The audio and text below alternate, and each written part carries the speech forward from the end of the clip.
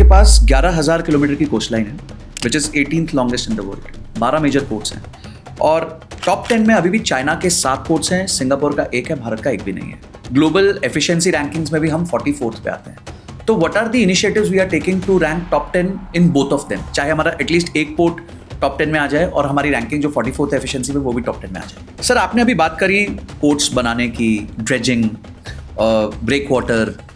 Sir, इससे definitely environment पे भी इम्पैक्ट होता है, तो आप लोग इन्वायरमेंट के इम्पैक्ट सबसे कम कैसे हो या वो बहुत ज़्यादा डैमेजिंग तो नहीं है, ये कैसे स्टडी करते हैं? पोर्ट्स के थ्रू हमारा लगभग 95% वॉल्यूम ऑफ ट्रेड हमारा होता है। चाइना जो है sir, factory two port model use कर रहा है, स्पेशल इकोनॉमिक रीजन्स जो वो यूज़ करते हैं, SERs यूज़ करते हैं, जहाँ एक कंटेनर 24 घंटे में मैन्युफैक्चरिंग से शिप पे पहुँच जाता है और डिस्टेंस भी 40-50 किलोमीटर का होता है। पर यहीं इंडिया में ना सर, इस चीज़ के लिए 84 आवर्स लग जाते हैं और जो डिस्टेंस करीबन 150 किलोमीटर्स का होता है। तो sir, this is like losing 100 business cycles every year.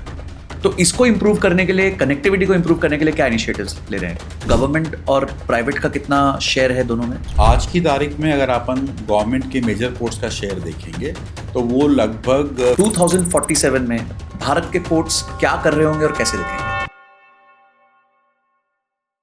दोस्तों, हम सब रोज सुनते हैं India rising, make in India, $5 trillion economy, लेकिन इन सब के बीच में एक सेक्टर है जो क्वाइटली पूरे इंडिया का इंजन चला रहा है और वो सेक्टर है पोर्ट्स सेक्टर।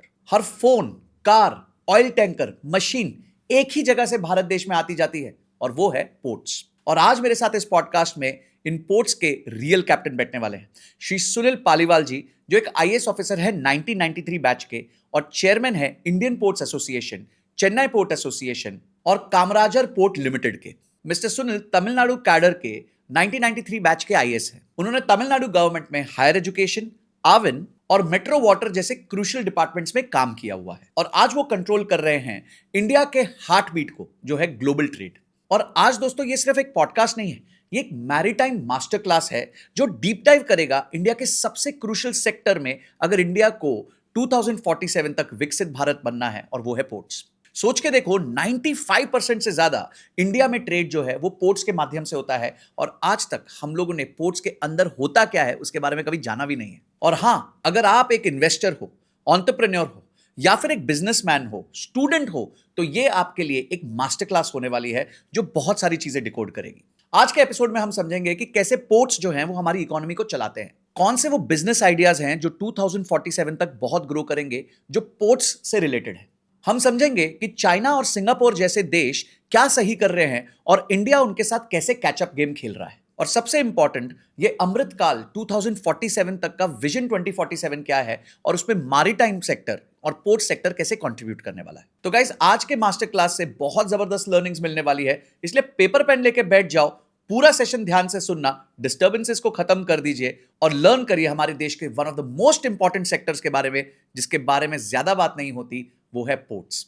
मैं हूं संजय कथुरिया, आप हैं संजय कथुरिया पॉडकास्ट पे। आइए मिलते हैं मिस्टर सुनील पालीवाल से। Sunil sir, thank you so much for taking out time and coming to Sanjay Kathuria podcast. It's my pleasure Sanjay, thank you for inviting. Thank you sir. आप sir the king of seas हैं मतलब आज हम जो है आपसे समझेंगे ओशंस के बारे में, पोर्ट्स के बारे में, और आपके पास ओशन ऑफ नॉलेज है बिकॉज आपके बहुत सालों का एक्सपीरियंस है यहाँ पे, जो मैंने इंट्रोडक्शन में लोगों को बताया। But sir, the man behind the chairman of being a port association, Chennai port association, थोड़ी आपकी जर्नी के बारे में जानना चाहेंगे सर, कि आपने अपना करियर कैसे स्टार्ट किया, how did you think of becoming an IAS officer?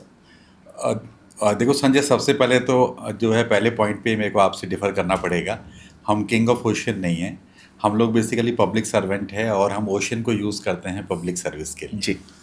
जहाँ तक जर्नी की बात है तो वैसे तो मैं टेक्नोक्रेट हूँ। मैंने कंप्यूटर साइंस पढ़ा था IIT कानपुर से, फिर मैं बाहर भी गया, मेरीलैंड से मैंने जो है मास्टर्स किया कंप्यूटर साइंस में।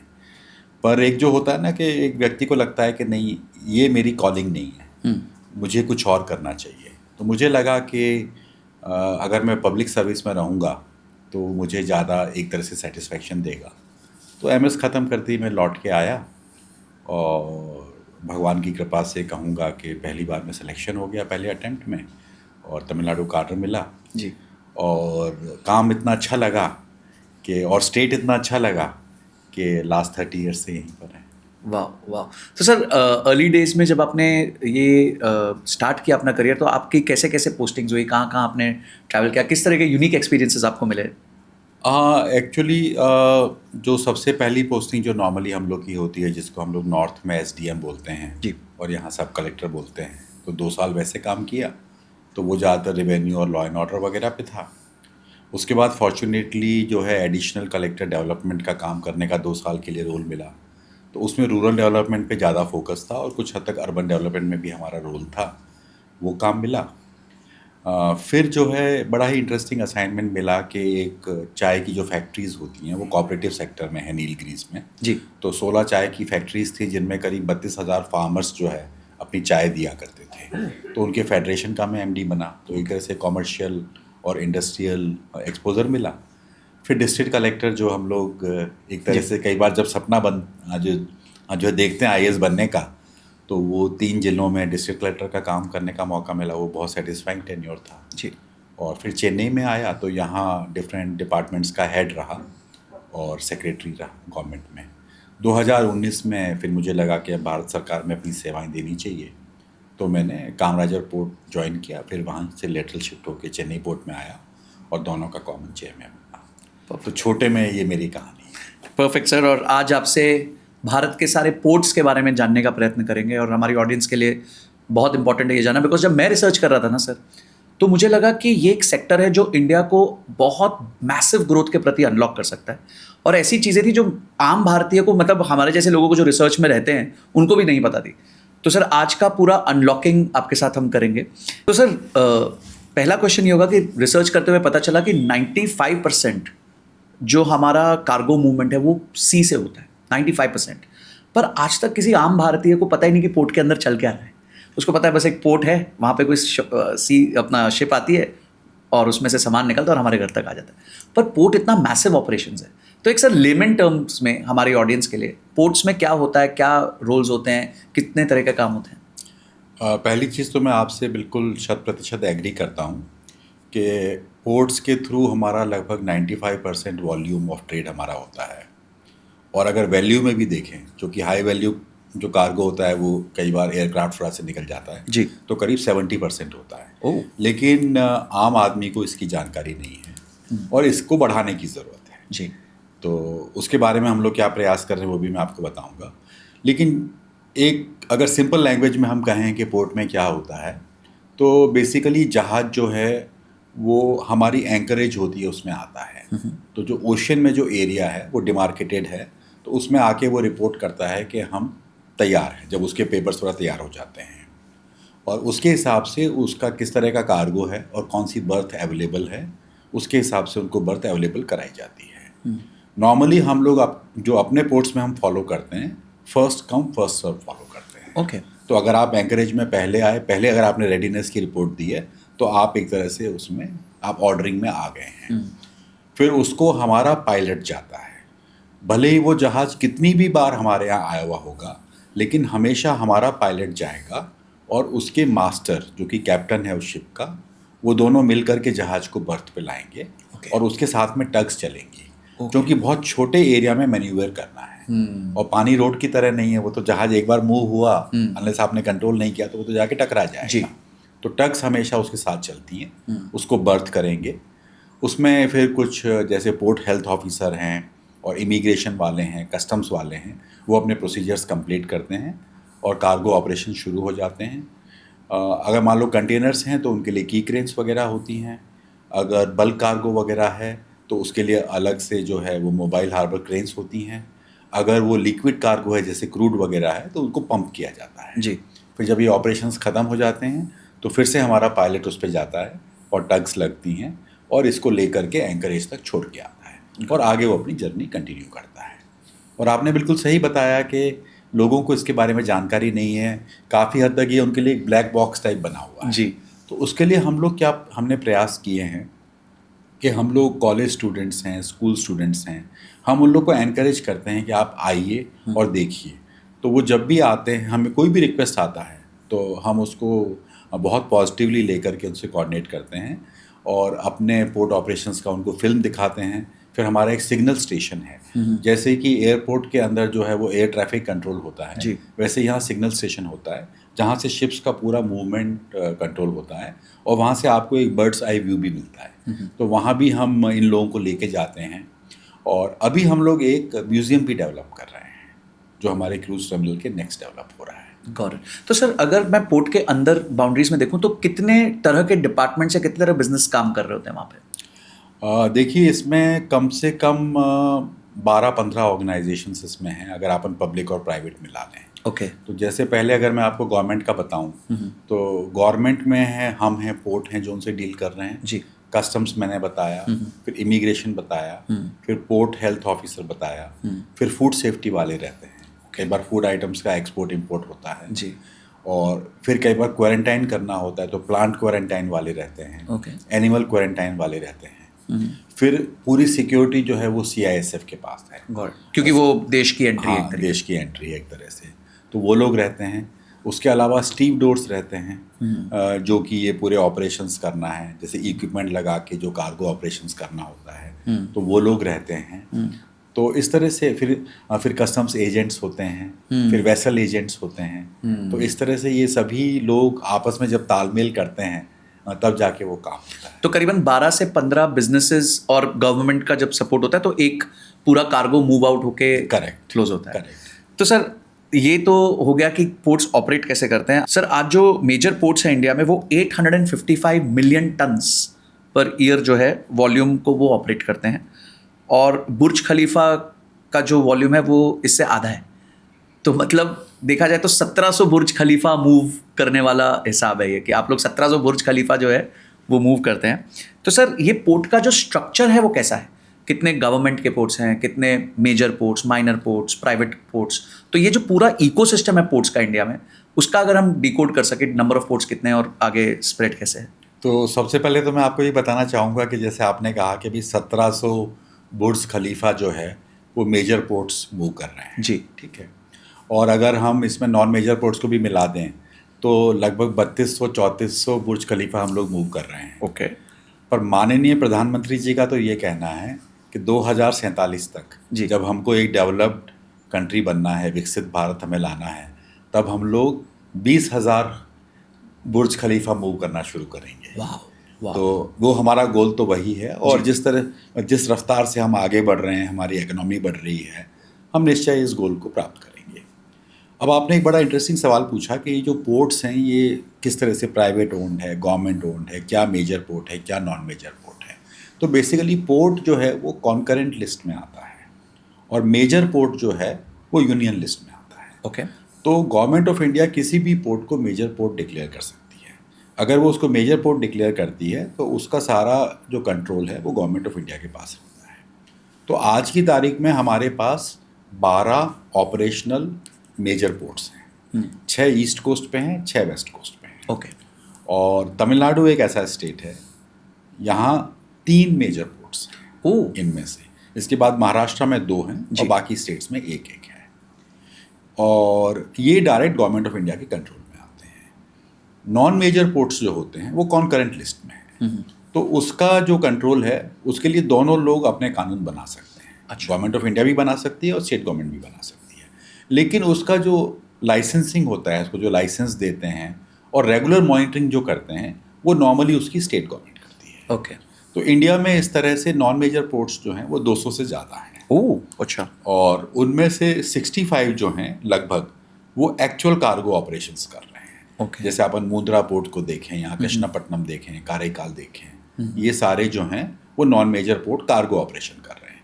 जो बाकी वाले जो नॉन मेजर पोर्ट हैं वो अलग तरह के काम करते हैं, जैसे वहाँ से कोई फेरी चल रही है या कोई रिपेयर वगैरह के लिए, कई बार सिर्फ फिशिंग के लिए यूज़ हो रहा है, तो उस तरीके से है। तो ब्रॉडली ये सेटअप है। और सर आज अगर देखा जाए तो गवर्नमेंट और प्राइवेट का कितना शेयर है दोनों में? आज की तारीख में अगर अपन गवर्नमेंट के मेजर पोर्ट्स का शेयर देखेंगे तो वो लगभग 56% है। ओके। तो 12% में से करीबन 6 या 7 जो है वो मेजर गवर्नमेंट पोर्ट्स हैं? नहीं, जो कुल मिला के जो 12 मेजर पोर्ट्स हैं जी, इनका कुल मिला के जो अपन पूरा एग्जिम कार्गो कर रहे हैं, ओके, उसका 56% ये कर रहे हैं। ओके। और जो बाकी नॉन मेजर पोर्ट्स हैं जो कि ज़्यादातर तो प्राइवेट लोग उसको ऑपरेट कर रहे हैं कार्गो के लिए, जो छोटा मोटा स्टेट गवर्नमेंट्स भी कर रही हैं, खुद ही डायरेक्टली कर रही हैं, वो करीब 44% कार्गो हैंडल कर रही है, एग्जिम कार्गो। तो आज भी देखा जाए तो गवर्नमेंट का स्टेक बड़ा है in अभी terms भी of- गवर्नमेंट का स्टेक, जबकि हम सुनते हैं जनरली प्राइवेट के नाम बहुत सुनते हैं, तो हमें लगता है कि शायद प्राइवेट इस वक्त कंट्रोल कर रहा है, but government is still doing 56%। अगर मैं इसका आपको एग्जांपल देना चाहूँगा तो ये अपन इसको मारुति से कंपेयर कर सकते हैं। जैसे मारुति सुजुकी जो थी, जी। जब वो इकलौती कार थी उस सेक्टर में, ये एम्बेसडर और सबको छोड़ के एक आगे एक उभरी थी, तो उनका लगभग 100% मार्केट शेयर था जी। लेकिन जब बाकी प्लेयर्स आने शुरू हुए, जैसे हुंडई आया, राइट। तो ऑटोमेटिकली शेयर तो गिरेगा जी। तो, लेकिन फिर भी आज भी वो मार्केट लीडर है जी। तो अपन कह सकते हैं कि मेजर पोर्ट्स की भी वही हालत है कि पहले वो केवल वही थे तो अपने आप 100% कर रहे थे, लेकिन जब प्राइवेट आए तो नेचुरली उसका शेयर गिरेगा, पर अभी भी एक मेजॉरिटी जो है 56% अभी भी मेजर पोर्ट्स के पास है। लेकिन मेजर पोर्ट्स में भी अब ये इंटरेस्टिंग है कि मेजर पोर्ट्स अब आजकल ज़्यादातर ऑपरेशंस जो कोर ऑपरेशंस हैं वो कर रहे हैं, जैसे कि ब्रेक वाटर को बनाना है, उसको मेंटेन करना है, डेप्थ मेंटेन करनी है अपना बेसिन की, या चैनल की डेप्थ मेंटेन करनी है, या कनेक्टिविटी लानी है, रोड को वाइडन करना है, रेल को डबल करना है, रेल ट्रैक को, ये आज भी मेजर पोर्ट खुद कर रहे हैं। लेकिन अब आजकल हम लोग पीपीपी मॉडल की तरफ जाने लगे हैं, जहां एक्चुअल टर्मिनल का कंस्ट्रक्शन और उसका ऑपरेशन जो है उसमें हम प्राइवेट पार्टनर की एफिशिएंसी को यूज़ करने की कोशिश करते हैं। जिस तरह रोड्स में हुआ था कि 20-30 साल के लिए रोड्स का कंसेशन दे दिया और उन्होंने बनाया और उसका टोल कलेक्ट किया, तो यहाँ भी सिमिलर मॉडल यूज़ होता है? हाँ बिल्कुल, यहाँ पर भी ये होता है कि बेसिकली जब जैसे पोर्ट को लगा, अब जैसे हम एग्जांपल देते हैं कि अब हमारा जो दूसरा पोर्ट है कामराजर पोर्ट जो एनोर में है, उसको ये लगा कि अब हमारा चलो एक कंटेनर का हमारा फेज़ 1 हो चुका है, फेज़ 2 बन रहा है, लेकिन ऐसा लगता है कि एक और कंटेनर टर्मिनल की ज़रूरत पड़ सकती है। तो हम लोग क्या करेंगे, हम लोग एक ट्रांजैक्शन एडवाइज़र अपॉइंट करेंगे जी। जो इसकी टेक्नो फिजिबिलिटी स्टडी करेगा कि क्या मार्केट में अभी रिक्वायरमेंट है एक और नए कंटेनर टर्मिनल का, और है तो किस कैपेसिटी का है। तो फिर हम लोग क्या करेंगे, जब वो रिपोर्ट आएगी और वो पॉजिटिव आएगी तो हम लोग बिडिंग करेंगे। तो जो आकर के कहेगा कि भाई मैं आपको सबसे ज़्यादा रॉयल्टी दूंगा, तो वो फिर उसको वो कंसेशन मिलेगा।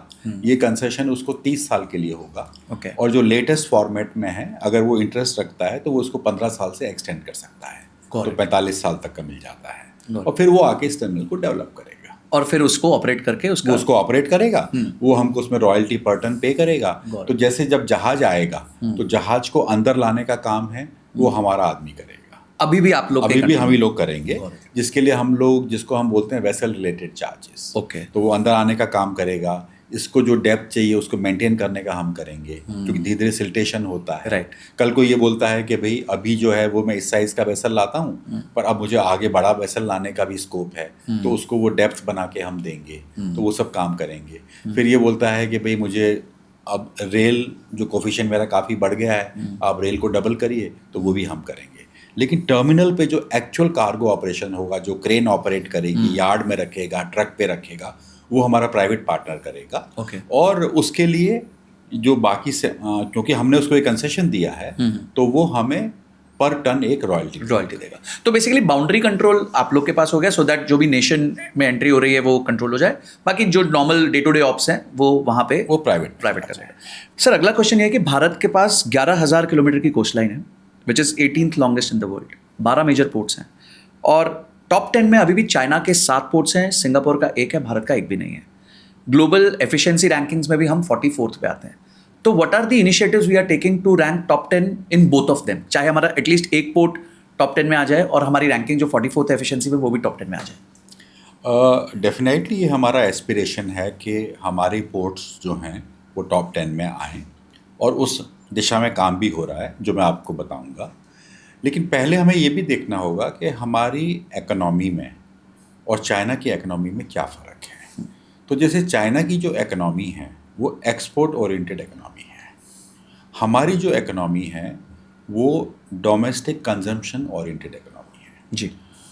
जैसे अगर अपन इसको एक नंबर्स में अगर देखें तो इंडिया का जो कंजम्पशन जो है वो जीडीपी का लगभग 69% है, और चाइना का जो कंजम्पशन है वो जीडीपी का 53% है।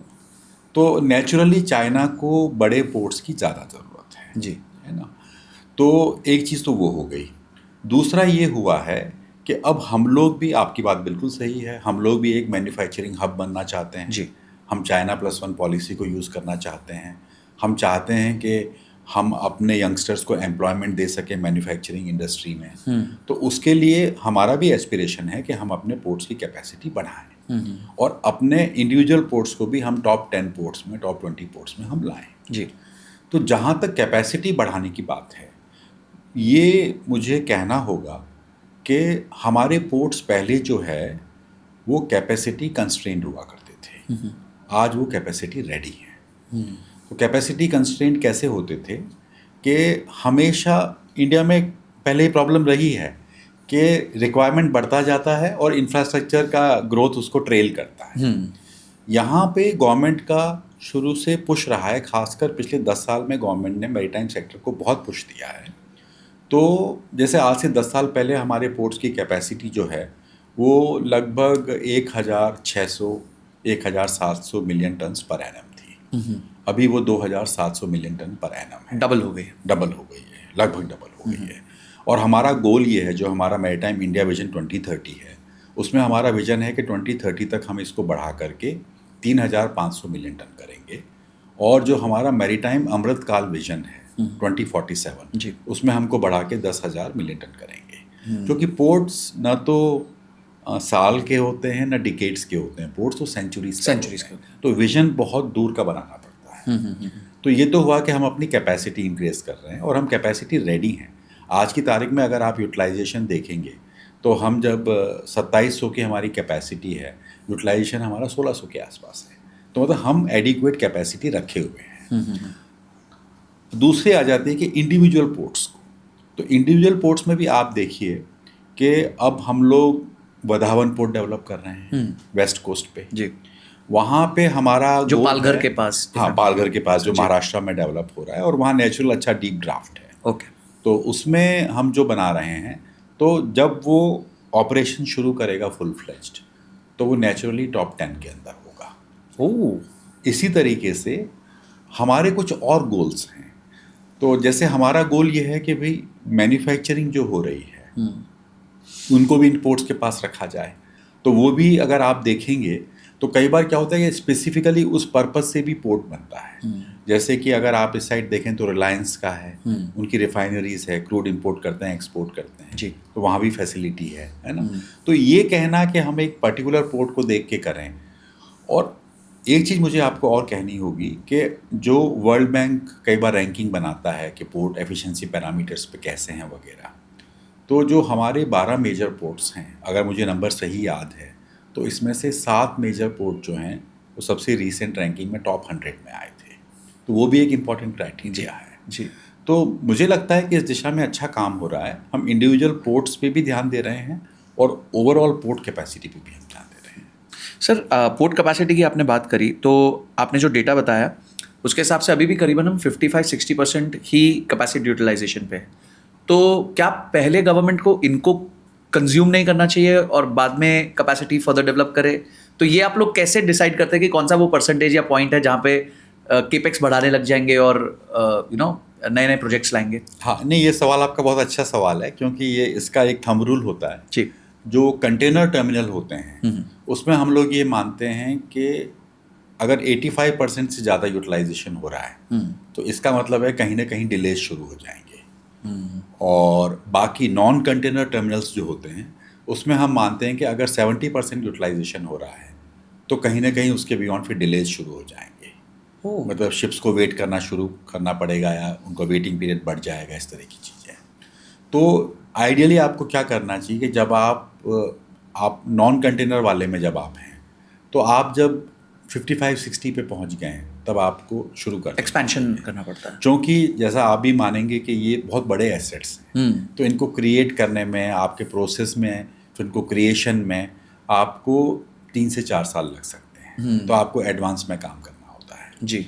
तो वही जो मैंने पहले एक शब्द यूज़ किया कि हम कैपेसिटी कंस्ट्रेंट सिचुएशन में नहीं रहना चाहते, हम कैपेसिटी रेडीनेस में रहना चाहते हैं। और इंफ्रास्ट्रक्चर इससे आगे चलना चाहिए। कल को ऐसा नहीं होना चाहिए कि मेरे पास पोर्ट में कैपेसिटी नहीं है, इसके कारण मेरा एग्जिम ट्रेड सफ़र कर रहा है, या इसके कारण मैं एक्सपोर्ट नहीं कर पा रहा हूँ या रॉ मटेरियल इंपोर्ट नहीं कर पा रहा हूँ। तो इसीलिए हमेशा जो सरकार का भी फोकस रहा है, जो ये गोल्स बनाए गए हैं 2030 के 2047 के, ये इसी पर्पज से बनाए गए हैं। इनफैक्ट जो ये मैरीटाइम अमृतकाल विजन है जी, जो एक तरह से पूरा 25 साल का एक Guiding रूपरेखा light है। तैयार की गई है, तो उसमें बड़े डिटेल टाइम फ्रेम है हर पोर्ट के, हर मेजर पोर्ट के, ओके, कि हम इस समय तक हम ये बनाएंगे, उसके बाद हम इसका फेज 2 ऐड करेंगे।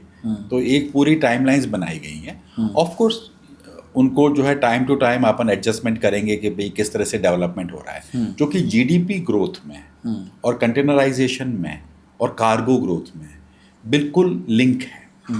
तो इसीलिए जीडीपी तो हम लोग देख ही रहे हैं 6.8%, 7%। हमारा एस्पिरेशन तो 8 क्रॉस करने का है, तो उस हिसाब से हम रेडी रहना चाहते हैं। परफेक्ट। सर, आज जब आप एक्सपेंशन का सोचते हैं तो what do you think is easier, brownfield expansion या ग्रीनफील्ड? मतलब एग्जिस्टिंग पोर्ट की कैपेसिटी को इंक्रीज करना या एक नया पोर्ट बनाना?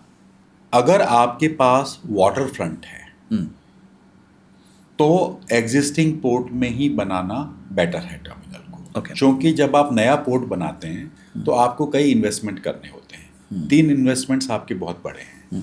एक तो आप ब्रेक वाटर्स बनाएंगे जो बहुत कॉस्टली अफेयर है, फिर आप एंट्रेंस चैनल और बेसिन की आप ड्रेजिंग करेंगे, वो अगेन बहुत कॉस्टली अफेयर है। फिर आप कनेक्टिविटी लाएंगे, आप रोड कनेक्ट करेंगे, रेल कनेक्ट करेंगे, पाइपलाइन कनेक्ट करेंगे या कन्वेयर कनेक्ट करेंगे, तो इन सब में आपका इन्वेस्टमेंट है। तो अगर आपके पास एग्जिस्टिंग में वाटर फ्रंट है तो हम लोग कोशिश यही करते हैं कि उसी में हम टर्मिनल बनाएं। तो उसमें क्या होता है कि आपकी ये सारी कॉस्ट बच जाती है, केवल आपकी टर्मिनल की कॉस्ट आती है, इंक्रीमेंटल कॉस्ट ही लगती है कॉस्ट आती क्योंकि मेजर इंफ्रास्ट्रक्चर बना हुआ है, है। तो सर, आज जो 12 पोर्ट्स हैं हमारे मेजर पोर्ट्स से, तो उसमें अभी कितनी कैपेसिटी और है आगे बढ़ने की? मतलब अगर उनके पास इतना वाटर फ्रंट अवेलेबल है कि वहाँ ब्राउनफील्ड एक्सपेंशन या फिर एग्जिस्टिंग पोर्ट एक्सपेंशन तो देखिए, जब भी ये फिगर, अभी आंकड़ा मेरे हाथ में रेडीली अवेलेबल नहीं है, पर हर पोर्ट के पास ये आंकड़ा होता है कि मेरे पास कितना वाटर फ्रंट अवेलेबल है और उसमें मैं कितना एक्सप्लॉइट कर चुका हूँ। अब कई बार हम लोग सोच सकते हैं कि वाटर फ्रंट से हमें लगेगा कि एक्चुअल में वहाँ पर पानी है, वो पानी भी हो सकता है वहाँ पर नहीं हो। जैसे मैं आपको हमारे दूसरे कामराजर पोर्ट का एक एग्जांपल देता हूँ। वहाँ पूरी ज़मीन है, ठीक है, हमने कट करके और कुछ टर्मिनल्स बना लिए हैं। अब हम आगे और 1 किलोमीटर कट करेंगे, उसको भी हम अपना वाटर फ्रंट मानते हैं, क्योंकि जब मैं वहाँ ड्रेजिंग कर दूंगा तो मुझे वो 1 किलोमीटर अवेलेबल है, उसके पैरेलल ऑपोजिट में 1 किलोमीटर अवेलेबल है। तो इस तरीके से तो हमेशा हर पोर्ट इस बात को देखता रहता है कि मेरे पास कितना वाटर फ्रंट अवेलेबल है, मैं कितना एक्सप्लॉइट कर चुका हूँ। जैसे अभी हमारे पास कामराजर पोर्ट में वाटर फ्रंट अवेलेबल है जी, लेकिन चेन्नई पोर्ट में नहीं है। तो चेन्नई पोर्ट में फर्दर एक्सपेंशन का स्पेस खत्म है। अगर हमें फर्दर एक्सपेंशन करना है तो मुझे एक आउटर हार्बर बनाना पड़ेगा, मुझे नए ब्रेक वाटर बनाने पड़ेंगे और उसी में जो है वो रिक्लेमेशन करना पड़ेगा, लैंड रिक्लेमेशन, जिसमें कि मैं बैकअप एरिया दूंगा। तो अगर आज की तारीख में अगर मुझे एक कंटेनर टर्मिनल बनाना है तो मेरे लिए वो इकोनॉमिकली ज़्यादा अट्रैक्टिव होगा कामराजर पोर्ट में करना, बजाय चेन्नई पोर्ट में करने के। गॉट वाओ सर, ये काफ़ी डिटेल्ड और टेक्निकल है, बट आई थिंक मुझे बड़ा अच्छा लग रहा है, फिर समझ आ रहा है कि एक बिजनेसमैन, मतलब एक गवर्नमेंट भी बिजनेस की तरह ही सोच रही है कि लीस्ट पॉसिबल केपेक्स में हाईएस्ट पॉसिबल आउटपुट जो है वो कैसे निकाला जा सकता है। जी, अल्टीमेटली तो अपनी इकोनॉमी को अपन को बेस्ट रिटर्न देने हैं। एब्सोल्युटली। सर, आपने अभी बात करी पोर्ट्स बनाने की, ड्रेजिंग, ब्रेक वाटर, सर इससे डेफिनेटली इन्वायरमेंट पे भी इम्पैक्ट होता है, तो आप लोग इन्वायरमेंट के इम्पैक्ट सबसे कम कैसे हो, या वो बहुत ज़्यादा डैमेजिंग तो नहीं है, ये कैसे स्टडी करते हैं? जो ये इशू है जो एक तरह से एनवायरनमेंट के बारे में है, जो ग्रीनिंग के बारे में, तो एनवायरनमेंट अब एक बहुत इंपॉर्टेंट फैक्टर है हमारे लिए। और ख़ासकर जो पोर्ट्स वगैरह होते हैं ये नॉर्मली जो है कोस्ट पे रहेंगे जी, और कई बार ये क्रीक्स वगैरह के पास भी होते हैं। तो उसमें ये मैंडेटरी है कि हम लोग एनवायरमेंटल क्लियरेंस लें और CRZ क्लियरेंस लें। ये दोनों क्लियरेंसेस पोर्ट्स को लेनी होती हैं, कोई भी आस्पेक्ट वो करते हैं और उसमें ये सारा पहले डिस्ट्रिक्ट लेवल पे होता है, फिर स्टेट लेवल पे और फिर गवर्नमेंट ऑफ इंडिया लेवल पे इसकी क्लियरेंस मिलती है। अब कुछ पर्टिकुलर आइटम्स में जैसे आपको बताना चाहूँगा कि जैसे किस तरह से ध्यान रखा जाता है। तो आपने खासकर ड्रेजिंग की बात की, तो ड्रेजिंग जब हम करते हैं और जा कर के उसको हम डंप करते हैं सी में, तो पहली चीज़ तो रेस्ट्रिक्शंस होते हैं। अगर ड्रेज्ड मटेरियल अगर मान लो उसमें कंटामिनेशंस वगैरह हैं तो ये रेस्ट्रिक्शन रहेगा कि आप उसको लैंड पे डंप कर ही नहीं सकते। तो ज़्यादातर केसेस में यही होता है कि आपको उसको सी में ही कहीं डंप करना होता है और उसका एक डंपिंग ग्राउंड होता है जो आपके एनवायरमेंटल क्लेम्स में शामिल होता है ओह। कि आपको लेटर से 5 किलोमीटर दूर जाके इतने इस रेक्टेंगल के अंदर या स्क्वायर के अंदर ही आप उसको डंप करेंगे। अब पानी के अंदर भी? हाँ, पानी के अंदर भी रेस्ट्रिक्शंस है, वाओ। तो वो आपको ध्यान रखना पड़ता है। इसके अलावा जो होता है, हर एक पोर्ट को उनका continuous air, water and noise monitoring करनी होती है। ओके। तो वो भी कंपलसरी है। इनफैक्ट अगर आप चेन्नई पोर्ट को देखेंगे तो हमारे जो मेन गेट्स हैं वहाँ पे डिस्प्ले लगा रहता है कि आज पोल्यूशन लेवल क्या है, सारी चीज़ें उसमें आती है। Okay. और जगह जगह पर हम लोग सैंपल्स जो है वो वाटर के रेगुलर फ्रीक्वेंसी पे लेते रहते हैं। तो वो भी हम लोग के लिए बहुत इंपॉर्टेंट होता है। ये तो हुआ कि अगर आप एग्जिस्टिंग ऑपरेशंस वगैरह में, अगर आप कोई नया टर्मिनल बनाना चाहते हैं वगैरह, तो उसमें भी आपको फिर क्लियरेंसेस लेने होते हैं। फिर इसके अलावा कार्गो के हिसाब से जो है वो पोल्यूशन कंट्रोल मेजर्स होते हैं। जैसे अगर मैं डस्टी कार्गो हैंडल कर रहा हूँ तो उसमें जो मेरे कन्वेयर्स वगैरह होंगे वो सारे कवर्ड कन्वेयर्स होंगे। मिस्ट के थ्रू जो है वो डस्ट कंट्रोल सिस्टम्स होंगे।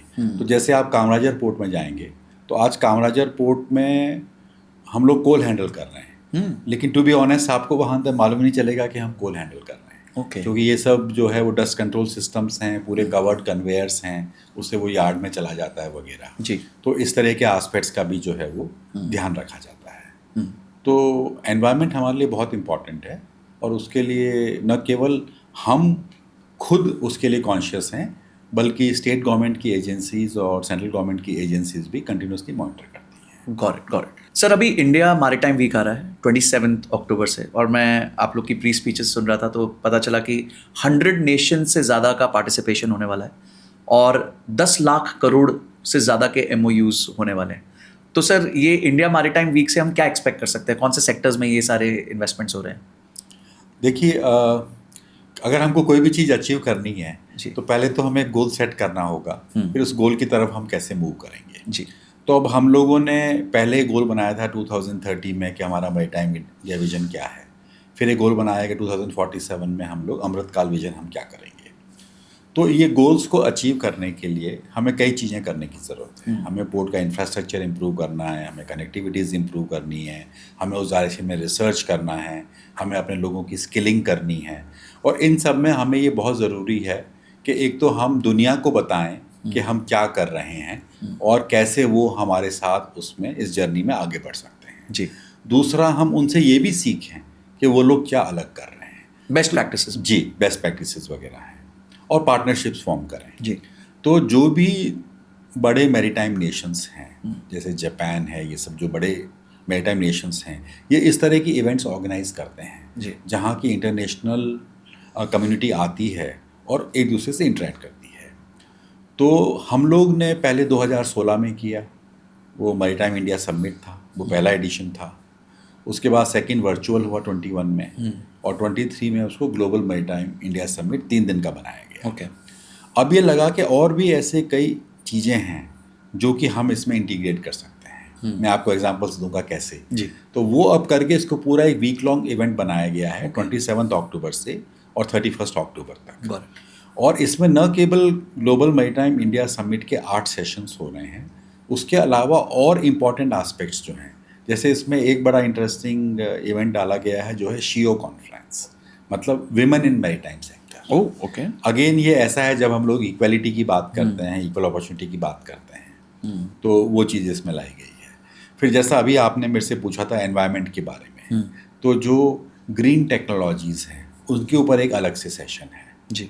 फिर ऑल सेड एंड डन हमारा जो हेरिटेज है, तो एक हेरिटेज के ऊपर एक सेक्शन। हमारा हेरिटेज बहुत पुराना है मैरीटाइम में। जी। हमारा लोथल में एक सबसे पुराना डॉक हम कह सकते हैं इंडस वैली सिविलाइजेशन का।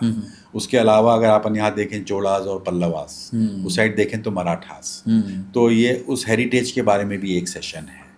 तो इस तरह से कुल मिलाकर के करीब 150 कॉन्करेंट सेशंस, कुल मिला के इसमें सेशंस होंगे और इसमें 200 से ज़्यादा जो है इंटरनेशनल स्पीकर्स आएंगे।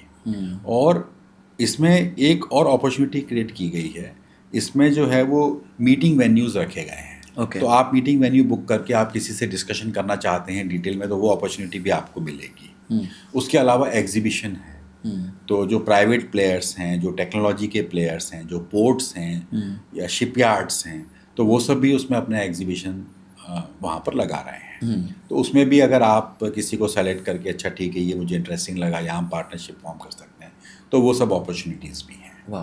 तो इसके लिए मुझे तो लगता है कि न केवल इंडिया में बल्कि इंटरनेशनली जो भी मैरीटाइम सेक्टर में रुचि रखते हैं, ऑलरेडी हमें 100+ कंट्रीज से हम पार्टिसिपेशन एक्सपेक्ट कर रहे हैं जी। तो जो भी इम्पोर्टेंट लोग हैं, जो सेक्टर में इंटरेस्टेड लोग हैं, उनके लिए बहुत अच्छा इवेंट है।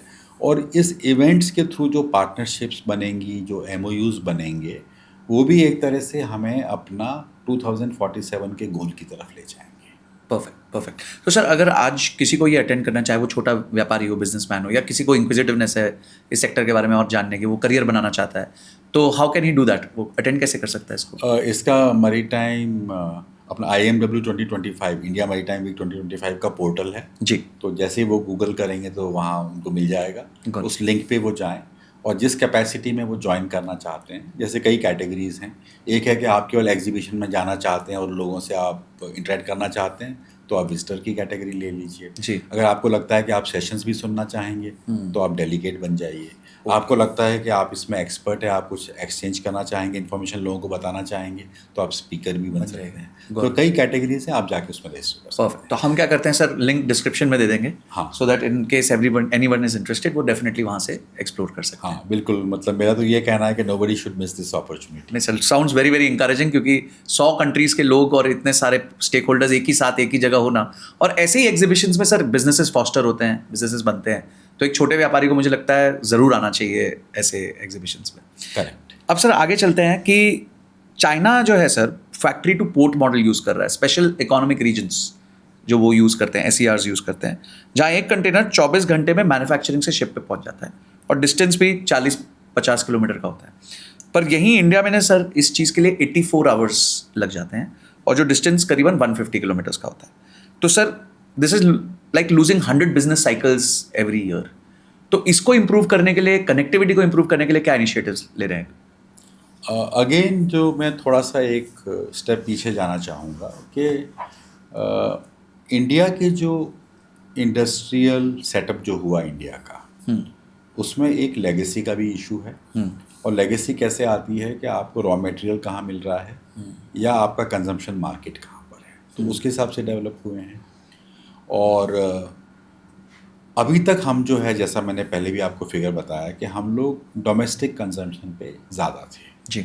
उसके फ़ायदे भी हैं क्योंकि जो वर्ल्ड में जो इकोनॉमी में डिस्टर्बेंसेस होते हैं उसका इम्पैक्ट नहीं आता। उसका इम्पैक्ट हमारे ऊपर नहीं आता, जो पहले भी जितने भी ये डाउन स्लाइड्स वगैरह आए थे। और अब जब हम लोग चाहते हैं कि हम लोग अपने मैन्युफैक्चरिंग सेक्टर को बढ़ावा दें, तो जो सागरमाला जो स्कीम लॉन्च हुई 2015 में जी, उसमें एक बहुत इम्पॉर्टेंट पिलर था पोर्ट लेड इंडस्ट्रियलाइजेशन।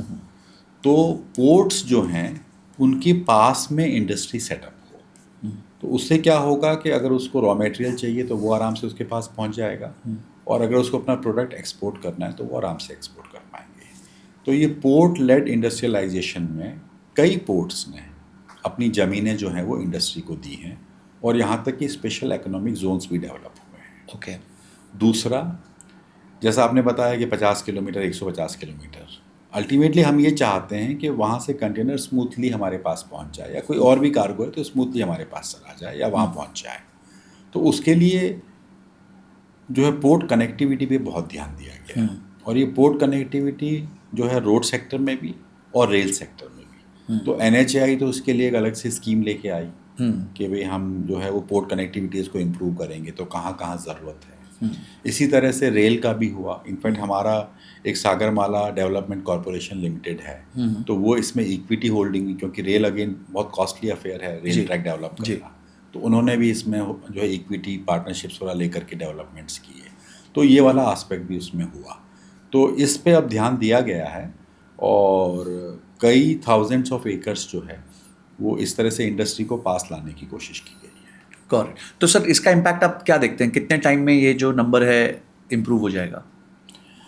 इसका इम्पैक्ट देखिए ऑलरेडी दिखने लगा है। अगर हम लोग अपने कार्गो की ग्रोथ देख रहे हैं तो एक काफ़ी हेल्दी ग्रोथ हम लोग देख रहे हैं। तो इसका इम्पैक्ट ऑलरेडी दिखने लगा है और ये आगे के समय में और बढ़ेगा। गॉट सर, सिंगापुर जो है साल का 37 मिलियन TEUs हैंडल करता है, एक सिंगापुर, और इंडिया के सारे पोर्ट्स मिला के 17 मिलियन TEU करते हैं। और सिंगापुर का जो पोर्ट है वो यहाँ के मरीना के एरिया से भी छोटा है। तो sir, is it pure efficiency या कुछ ऐसे इंसेंटिव्स हैं कि लोग सिंगापुर से ज़्यादा ट्रेड कर रहे हैं? आई थिंक अगेन यहाँ थोड़ा सा हमको इसके ग्रैनुलर डिटेल में जाने की ज़रूरत है। जी। सिंगापुर में जैसे आपने बताया 37 मिलियन TEUs, 40 मिलियन TEUs जो वो कर रहे हैं, अब आई थिंक वो 40 भी क्रॉस कर चुके हैं। तो उसमें डोमेस्टिक कंजम्पशन बहुत छोटा पार्ट है, मेनली वो ट्रांसशिप कर रहे हैं। ओके। जैसे मान लीजिए यूरोप से कोई माल ऑस्ट्रेलिया जाना है, तो वो ये करेगा कि वो एक उसको वेसल लेकर के आया, उसने उसको सिंगापुर में ड्रॉप किया, वो आगे चाइना चला गया, दूसरे वेसल से वो यहाँ से सिंगापुर से ऑस्ट्रेलिया चला गया। तो ट्रांसशिपमेंट हो रहा है। वहाँ डोमेस्टिक कंजम्पशन बहुत कम है, जिसको हम लोग गेटवे कार्गो मूवमेंट बोलते हैं, वो वहाँ बहुत लिमिटेड है। मेनली वहाँ पर ट्रांसशिपमेंट है। तो एक चीज़ तो ये होती है कि ट्रांसशिपमेंट में आपको एरिया कुछ नहीं चाहिए, क्योंकि आप हिंटरलैंड से तो कनेक्ट कर नहीं रहे हैं। तो जो आपने मरीना बीच वाली जो बात करी, एक छोटे से एरिया में आपका काम चल जाएगा। दूसरा, मैं जैसे एक इन्फॉर्मेशन के लिए बताना चाहूँगा कि ट्रांसशिपमेंट में हर चीज़ 2 बार काउंट होती है। जैसे एक शिप से मैंने उसको उतार के रखा तो वो काउंट हो गया, और दूसरे शिप में मैंने उसको चढ़ा के रखा तो वो काउंट हो गया। Got it. तो ट्रांसशिपमेंट जहाँ होगा वहाँ ये डबल काउंटिंग होगी, ये एक नेचुरल प्रोसेस है। जबकि गेटवे पोर्ट में क्या होता है कि हिंटरलैंड से कार्गो आया, उसको मैंने रखा, वो चला गया, तो एक ही काउंट हुआ, सिंगल काउंट होगा। Single या फिर बाहर से आया और देश में चला गया, तो वो सिंगल काउंट होगा। तो एक तो एस्पेक्ट ये हुआ। लेकिन इंडिया जिस पे फोकस कर रहा है कि अभी इंडिया का जो 70-75% ट्रांसशिपमेंट जो था वो इन बाहर के पोर्टों में हो रहा था। ज़्यादातर कोलंबो में हो रहा था, ओके, थोड़ा बहुत पोर्ट क्लैंग में हो रहा था, फिर इस साइड में सिंगापुर में हो रहा था। तो अब हम लोगों ने भी अपने जोग्राफिकल लोकेशन का एडवांटेज लिया है, और विलिंजम में जो पोर्ट डेवलप हुआ है वो मेनली वहाँ बहुत अच्छी डेप्थ है, और जो सी रूट है जो कि वेस्ट से ईस्ट में जा रहा है उससे वो बिल्कुल पास में है, मतलब शिप को ज़्यादा मूव नहीं करना है। Got it. तो वहाँ अगर आप देखेंगे, उन्होंने दिसंबर 24 में ऑपरेशन शुरू किए हैं जी, और पहले 9 महीने में 1 मिलियन TEUs वो कर चुके हैं। वाह। तो जो हमारा ट्रांसशिपमेंट था जो पहले दूसरे देशों में हो रहा था वो ऑलरेडी हमारी तरफ शिफ्ट होने लगा है। अब ये एक विलिंजम डेवलप हुआ, यहाँ बड़े से बड़े वेसल, 400 मीटर से भी बड़े वेसल यहाँ हैंडल हो रहे हैं। दूसरा जो है, हम लोग बात कर रहे हैं गैलेथिया बे में डेवलप करने की। गैलेथिया बे वाले में दोनों एस्पेक्ट्स हैं, वहाँ हम लोग 16 मिलियन TEU का बना रहे हैं। गैलेथिया बेट कहाँ हुआ सर? गैलेथिया बे निकोबार आइलैंड। निकोबार आइलैंड। निकोबार में जो अपना जो ग्रेट निकोबार है, जो अपना सदर्न मोस्ट आइलैंड है जी, और इंडिया का भी इंसिडेंटली जो सदर्न मोस्ट पॉइंट हुआ, very close to Maldives. Maldives इस तरफ हुआ, ये निकोबार।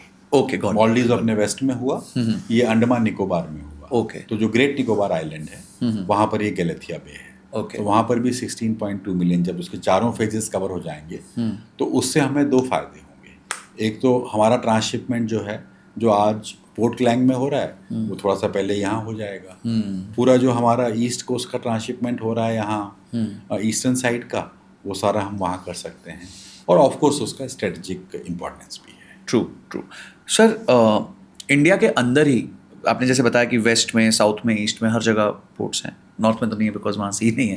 सो वेस्ट कोस्ट में सर जो प्रोडक्टिविटी है वो टर्न अराउंड टाइम है वो है 47.7 आवर्स, ईस्ट में 56.1 आवर्स, और साउथ में आपके यहाँ जो है वो 40.8 आवर्स है। तो आप लोग लीड कर रहे हैं, कॉन्ग्रेचुलेशन फॉर दैट सर।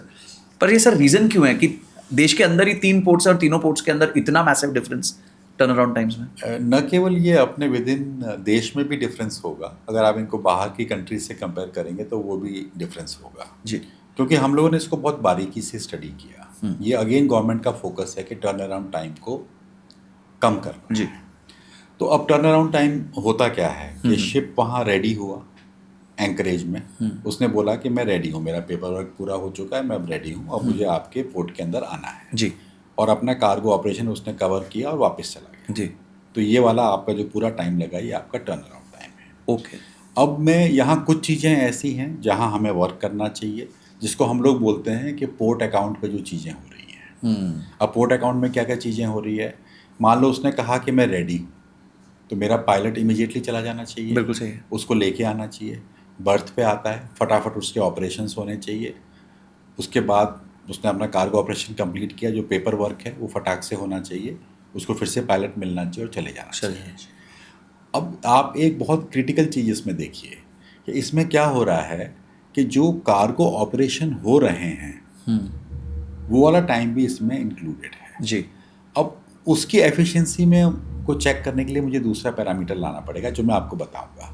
पर पहले अपन सिंपल देखें कि मान लो मैं 4000 TEU उतार रहा हूँ और 4000 TEU चढ़ा रहा हूँ जी। कंटेनर्स, ठीक है। और दूसरा ये है कि मैं 1200 उतार रहा हूँ और 1200 चढ़ा रहा हूँ, नेचुरली 4000 में ज़्यादा टाइम लगेगा, यस, है ना। तो जैसे अब क्या हुआ है कि तो हम टर्न अराउंड टाइम को अपने आप में नहीं देख सकते, जो हम जिसको बोलते हैं पार्सल साइज, हमें पार्सल साइज को भी देखना पड़ेगा, ठीक है। वाला एस्पेक्ट भी हमारा इंपॉर्टेंट, बहुत बढ़िया पॉइंट है सर, है ना। दूसरा क्या है कि अब मैंने देख रहा हूँ कि भाई मैं अपने ऑपरेशन, इसका मतलब मैं ये नहीं कह सकता कि पार्सल साइज बढ़ गया इसलिए मेरा टाइम बढ़ गया, मेरे पास और भी पैरामीटर्स हैं। तो हम लोग क्रेन के मूव्स देखते हैं, जो क्रेन शिप से कंटेनर को जो है लेती है या उस पर रखती है, वो कितने मूव 1 घंटे में कर पा रही है। ओके। तो उसके पैरामीटर्स हैं, वो हम लोग मॉनिटर करते हैं। जैसे हम लोग कोशिश करते हैं कि हम 30 मूव्स पर आवर कर पाएँ, ओके।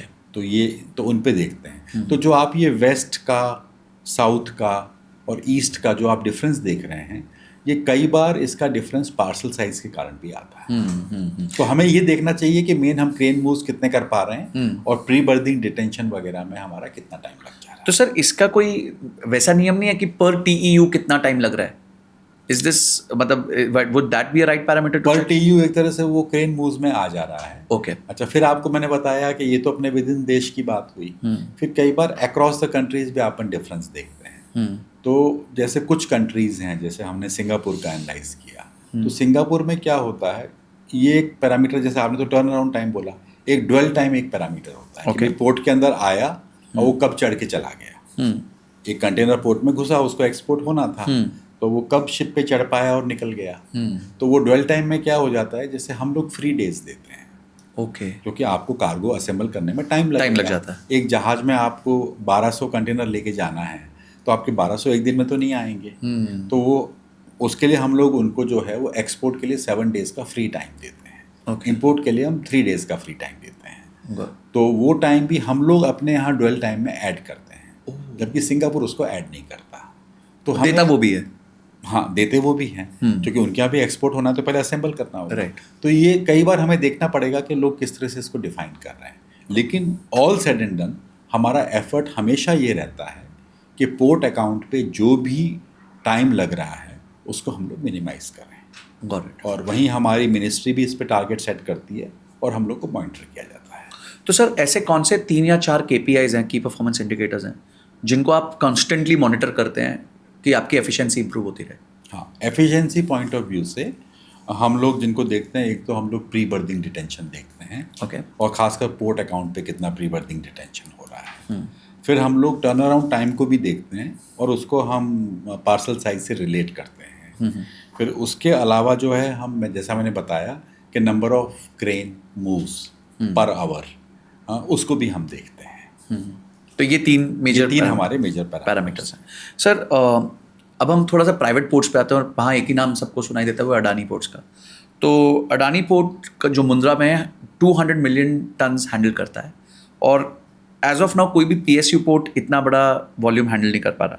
तो ये प्राइवेट प्लेयर्स ऐसा क्या अलग कर रहे हैं जो गवर्नमेंट नहीं कर रही है, या फिर गवर्नमेंट पोर्ट्स नहीं कर रही है, या उनसे जो है सीखा जा सकता है और उसको इम्प्लीमेंट किया जा सकता है? जहाँ तक सीखने की बात है, वो तो आपकी बात बिल्कुल सही है कि मेजर पोर्ट्स को नॉन मेजर पोर्ट्स, जिसमें से कई प्राइवेट है, उनसे भी सीखना चाहिए। ये exchange of knowledge, exchange of information तो होना ही चाहिए। अब वो लोग क्या अलग कर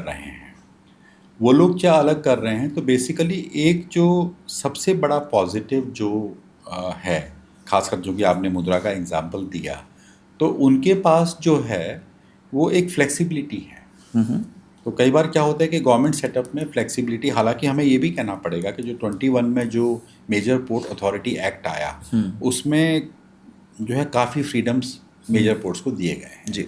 लेकिन जो एक निम्बलनेस जो प्राइवेट पोर्ट में होती है, जैसे मैं आपको एग्जांपल देता हूँ, अब आप मेरे पास आए और आपने कहा कि भाई मैं अपना शिपिंग लाइन जो मेरा यहाँ वेसल आता है, मैं आपके यहाँ कॉल करना चाहता हूँ, आप मुझे क्या दोगे? तो कई बार ज्वाइनिंग बोनस होता है, एक सिर्फ आपको ही कुछ बेनिफिट देना है, वो देने में एक डेफिनेटली प्राइवेट पोर्ट को ज़्यादा फ्रीडम है। राइट। गवर्नमेंट में भी हम लोग करते हैं, ऐसी बात नहीं है कि हम लोग गवर्नमेंट में नहीं करते, पर गवर्नमेंट में जैसे अब आप आए, आपने कहा कि तो मुझे एक ऐसे फिक्स पैरामीटर बनाने पड़ते हैं। हाँ, मतलब वहाँ भी रूल्स क्रिएट करने पड़ेंगे। रूल्स जैसे मैं कहूँगा अच्छा ठीक है, क्योंकि आप 2 लाख TEU से ज़्यादा पर एनम कर रहे हैं, इसलिए मैं आपको ये डिस्काउंट दे रहा हूँ। तो उसमें अगर कोई दूसरी शिपिंग लाइन आती है तो मुझे उसको भी वही चीज़ देना पड़ेगा। राइट। फेवरेबिलिटीज नहीं हो सकती। वहाँ पर ऐसा नहीं है। तो जो निम्बलनेस उनके पास है वो हमारे पास नहीं है। लेकिन नेचुरली उनकी जिस तरह से वो लोग टेक्नोलॉजी को अडॉप्ट कर रहे हैं, फिर उनके पास एक SEZ है, हज़ारों एकड़ का एक SEZ है उनके पास में, ये एडवांटेज भी है। तो उनसे सीखने के लिए भी हमारे पास बहुत कुछ है। और हमारा हमेशा ये प्रयास रहता है, और खासकर जो हमारे ही सेटअप में काम कर रहा है उसका तो एनवायरनमेंट भी सेम है, उसका इकोसिस्टम सिमिलर है। तो बजाय एक फॉरेन पोर्ट से हम सीखें, उससे तो हमारे पास ज़्यादा अपॉर्चुनिटी है कि हम अपने देश के ही एक प्राइवेट पोर्ट से सीखें। नहीं, बिल्कुल सही सर। और ये आपने सही कहा कि उनके पास निम्बलनेस और फ्लेक्सिबिलिटी के कारण वो कुछ ऐसी चीज़ें कर सकते हैं जो गवर्नमेंट सेटअप में शायद करनी थोड़ी सी मुश्किल, उसमें समय लग जाता है। गॉट। सर, जापान ने स्क्रैप एंड रीबिल्ड पॉलिसी लेके आए, और इंडिया में सर जो एवरेज वेसल है ना वो करीबन 20 साल पुराना है हमारे रिसर्च के हिसाब से, और ग्लोबल एवरेज ये 12 ईयर्स की है। तो क्या ये वेसल्स जो आउटडेटेड हो गए हैं उसकी वजह से हमारी एफिशिएंसी पे इम्पैक्ट हो रहा है, और हम उसके लिए क्या कर रहे हैं? एक्चुअली जो शिप बिल्डिंग है, जैसे अगर हम एक देखें तो मैरीटाइम सेक्टर को पहली बार इतना फोकस हम पिछले 10 साल से देख रहे हैं जी, कि एक अलग स्कीम सागरमाला स्कीम आई है। तो उसमें पहली स्टेज में जो कवर किया गया वो ये हुआ कि भाई पोर्ट्स की कैपेसिटी कंस्ट्रेंट नहीं होनी चाहिए, है ना।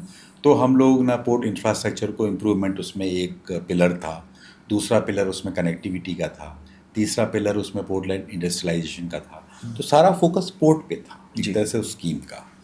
अब गवर्नमेंट ने अगले लेवल पे गई है और बोला है कि हमें अपनी शिपिंग का टनेज भी इम्प्रूव करना है। तो जैसे आपने तो वेसल की एज की बात की, लेकिन अगर आप इंडिया का फ्लैग्ड वेसल देखेंगे तो वो भी बहुत कम है, 1% से भी कम है। राइट। तो अब गवर्नमेंट चाहती है कि शिपिंग में भी हमारा रोल बढ़े।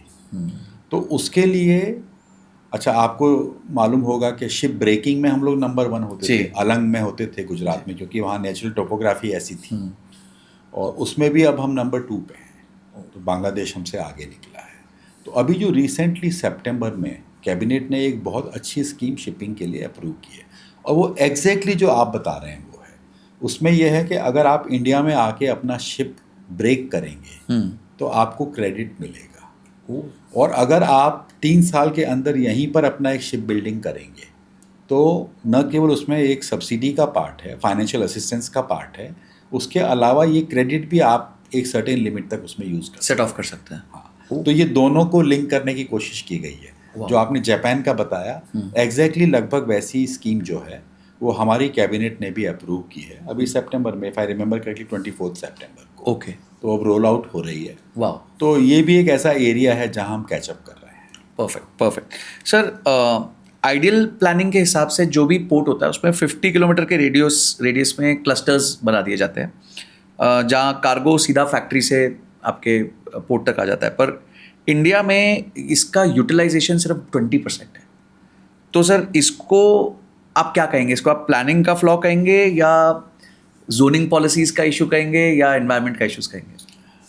ये तीनों में से मैं इसमें कुछ नहीं कहूँगा कि ये तीनों नहीं है। ओके। क्योंकि जैसा मैंने आपको पहले बताया कि जो अपना जो इंडस्ट्रियल डेवलपमेंट हुआ वो एक लेगेसी है। रॉ मटेरियल कहाँ है, कंजम्पशन सेंटर्स कहाँ हैं, उसके बेसिस पे हुआ। तो जैसे अब जो है, जब हम लोग एक एक्सपोर्ट पावर हाउस बनने की कोशिश कर रहे हैं, हम चाह रहे हैं कि हम अच्छी मैन्युफैक्चरिंग करें, और जो अभी जैसी जियोपॉलिटिकल सिचुएशन बनी है जहां लोग चाइना +1 कर रहे हैं, तो हम अपनी मैन्युफैक्चरिंग को बढ़ावा दें। तो उसके हिसाब से अब हमने इस इशू को एड्रेस करना शुरू किया है। तो जैसा मैंने आपको बताया कि पोर्ट्स ने अपनी कई थाउजेंड्स ऑफ एकड़ ज़मीन दी है, वो इंडस्ट्रीज़ को दी है जिससे वहाँ इंडस्ट्री बने। और कई बार पोर्ट्स ये भी करते हैं कि अगर अलॉटमेंट कंसेशनल रेट पे होता है तो उसमें ये कहा जाता है कि आपको, जिसको हम MGT बोलते हैं, मिनिमम गारंटीड थ्रूपुट, आपको इतना कार्गो तो हमें कम से कम देना पड़ेगा, तब हम आपको ज़मीन सस्ती तब देंगे। आपको ज़मीन सस्ती देंगे, कंसेशनल रेट पे देंगे। तो ये सारे स्टेप्स लिए गए हैं। इसके अलावा एग्रीगेशन सेंटर्स और डिसएग्रीगेशन, जिसको हम लोग मल्टी मॉडल लॉजिस्टिक पार्क बोलते हैं, तो वो भी एक स्कीम आई है। पूरे देश भर में 35 ऐसे पार्क्स बनने हैं। और मुझे ये कहते हुए खुशी है कि जो पहला जो रेडी होगा वो चेन्नई के पास मुप्पेडू में रेडी होगा। ओके, तो that will be one of the first green field to get ready. Correct. तो इसीलिए उस डायरेक्शन में भी, इसको भी करेक्ट करने में अब स्टेप्स लिए गए हैं। सर, जो पोर्ट्स हैं वो टूरिज्म का भी बहुत बड़ा हब बन जाते हैं। हमने सिंगापुर में देखा, जहाँ पे एक जंकयार्ड होता था, वहाँ पे आज मरीना बे सैंड्स है, दुनिया का one of the most expensive hotels, जिसका एनुअल रेवेन्यू $1 बिलियन है। मिलियन नहीं, बिलियन, मतलब करीबन 9,000 करोड़ का रेवेन्यू है।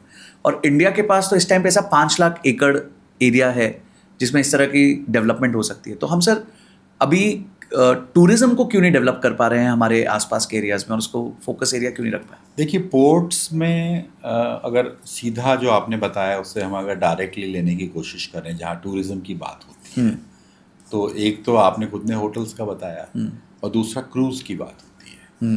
तो क्रूज़ सेक्टर, अब होटल्स में तो क्या है, देखिए हर जगह होटल नहीं डेवलप होगा। जैसे अगर अपन आज देखेंगे तो जो ताजमहल होटल है मुंबई का, वो भी मुंबई पोर्ट की ज़मीन पे है जी। अगर आप ताज होटल देखेंगे कोचीन का, ताज मलाबार, वो भी कोचीन पोर्ट की ज़मीन पे है। इसी तरह वहाँ एक दूसरा होटल भी आया जिसका नाम अभी मैं इमीडिएटली रिकॉल नहीं कर पा रहा हूँ।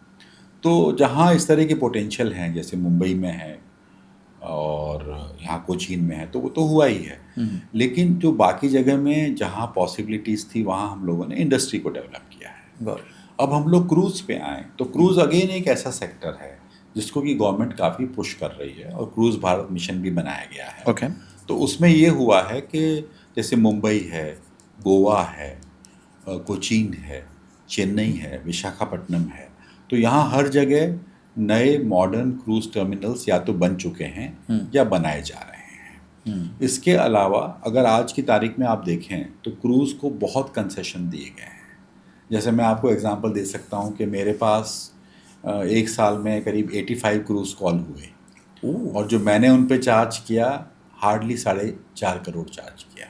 पर अगर आप प्रैक्टिकली देखें तो मैंने अपना एयर कंडीशन टर्मिनल जो मैं मेंटेन कर रहा हूँ, उनको मैं अंदर लाता हूँ, लेके जाता हूँ, ये सारा मिला करके, तो बेसिकली ये हम इसलिए कर रहे हैं क्योंकि हम इसको एनकरेज करना चाहते हैं और इसके रिजल्ट्स भी आ रहे हैं। जैसे मैं अगर आपको अपने चेन्नई पोर्ट का स्पेसिफिक डिटेल बताऊं तो 21 तक हमारे यहाँ सिर्फ एडहॉक कॉल्स होते थे। 4 या 5 क्रूज लाइंस बोलेंगी कि हम वहाँ से पास कर रहे हैं और हम एक दिन आपके पोर्ट में आना चाहेंगे।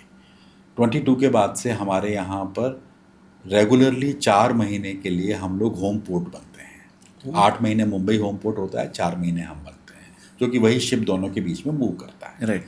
अब इसका रिस्पॉन्स इतना अच्छा है कि उस शिप की कैपेसिटी 2005 है, तो क्रूज 700 और पैसेंजर 2005। कई दिन हमने देखा है कि उसमें 1950, 1980, जो इतनी लोग उसमें आए हैं, ये पेट्रोनेज इज एक्सेप्शनल। तो अब वो कंपनी खुद बोली है कि हम 2027 में एक दूसरा शिप भी लाएंगे और वो शिप हम परमानेंटली मुंबई में होम पोर्टिंग करेंगे और जो एग्जिस्टिंग सी एम्प्रेस है वो परमानेंटली आपके यहाँ होम पोर्ट होगा। तो उसमें हम अब क्या कर रहे हैं कि अगर ऐसा होता है तो हम भी उसके लिए रेडी रहने चाहिए।